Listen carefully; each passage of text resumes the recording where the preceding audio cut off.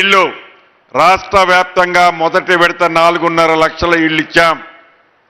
మన భూపాలపల్లి నియోజకవర్గానికి ఇచ్చాం. మన భూపాలపల్లి మున్సిపాలిటీలో కూడా ఇచ్చాం. ఇంకా అర్హులైన పేదవాళ్ళు ఇందాక సత్యన్న గారు అడిగినట్టు భూపాలపల్లిలోనే కాదు అనేక పట్టణాలలో అర్హులైన పేదవాళ్ళు ఇంకా ఉన్నారు. దానికి కారణం ఆనాటి 10 సంవత్సరాలలో సంవత్సరానికి ఒక 100 ఇచ్చున్న నియోజకవర్గంలో మున్సిపాలిటీల్లో 1000కి పైగా అయ్యుండే 10 సంవత్సరాల్లో. కానీ ఆనాడు ఇవ్వని కారణంగా మొదటి విడత ఇప్పుడు ఇచ్చాం. రేపు గౌరవ ముఖ్యమంత్రి గారు కేబినెట్ ఆలోచనలకు అనుగుణంగా రేపు ఏప్రిల్ నెలలో 2వ విడత ఇస్తున్నాం. ఇంకా 3 విడతలు అర్హులైన పేదవాళ్ళకి ఈ ప్రభుత్వం తప్పకుండా ఇందిరమ్మ ఇల్లు ఇచ్చి తీరుద్ది. పేదవాడి కష్టం తెలిసిన ప్రభుత్వం ఇది. పేదవాడి బాధ తెలిసిన ప్రభుత్వం ఇది. ఇల్లు అనేది గౌరవానికి చిహ్నం కాబట్టి ముఖ్యమంత్రి గారు పదే చెప్తున్నారు. ఇందాక చెప్పేది కూడా నా చెవులో ఇందిరమ్మ ఇళ్ల విషయంలో ఎక్కడా తగ్గేది లేదన్నా. ఇంకా అధికంగా ఇచ్చి ఆడబిడ్డల్ని రాష్ట్ర వ్యాప్తంగా ఆదుకోవాలి. పట్టణ ప్రాంతాల్లో కూడా రాష్ట్ర వ్యాప్తంగా పట్టణ ప్రాంతాల్లో కూడా ఇళ్ల స్థలం లేని నిరుపేదలు ఉన్నారు. వారి కోసం కూడా ఒక ప్రణాళిక తయారు చేయాలి అని గౌరవ ముఖ్యమంత్రి గారు ఇప్పుడే నాకు సూచనలు ఇచ్చారు. 100కి 100%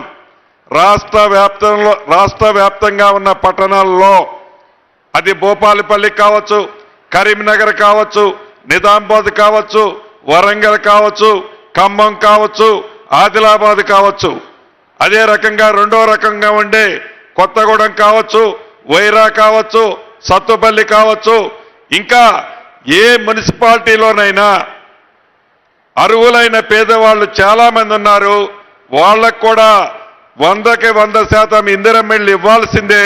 దానికి ఒక ప్రణాళిక తయారు చేయమని ముఖ్యమంత్రి గారు చెప్పారు. ఇచ్చిన ప్రతి మాటని నెరవేర్చే ఈ ప్రభుత్వం ప్రతి పేదవాడికి గ్రామీణ ప్రాంతంలో ఉన్న పేదవాడితో పాటు పట్టణ ప్రాంతంలో నివసించే పేదవాడికి కూడా ఈ ప్రభుత్వం పూర్తి భద్రతతో పాటు ఇందిరమ్మ ఇల్లు ఇచ్చి తీరుద్దని కూడా ఈ వేదిక ద్వారా మీకు తెలియజేస్తున్నాను. అంతేకాదు ఇందాక సత్యాన్ని అడిగాడు. పట్టణ ప్రాంతాల్లో కొన్ని సర్వే నెంబర్ల భూముల సమస్య కొన్ని దశాబ్దాలుగా ఇబ్బంది ఉంది. అది భూపాలపల్లి కావచ్చు, పాలవంచ కావచ్చు, నిజామాబాద్ కావచ్చు, కరీంనగర్ కావచ్చు, ఇలా ప్రతి పట్టణాల్లో వందలాది ఎకరాలకు సంబంధించిన సర్వే నెంబర్లలో భూములున్నాయి.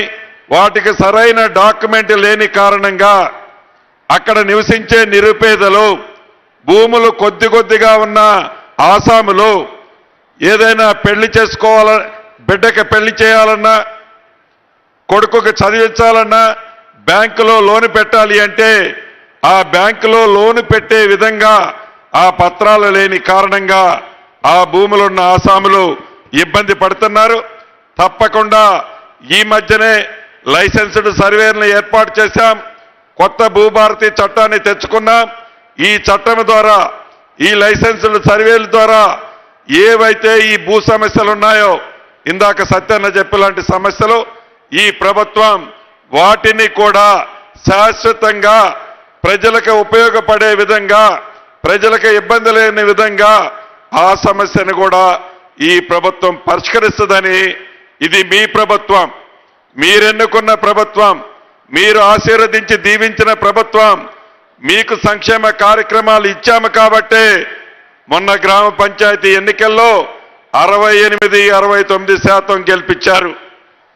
పట్టణ ప్రాంత ప్రజలు కూడా సంక్షేమాలు ఈ ప్రభుత్వం నుంచి మీకు అందుతున్నాయి. మీ చల్లని దీవెనలు, నిండు మనసు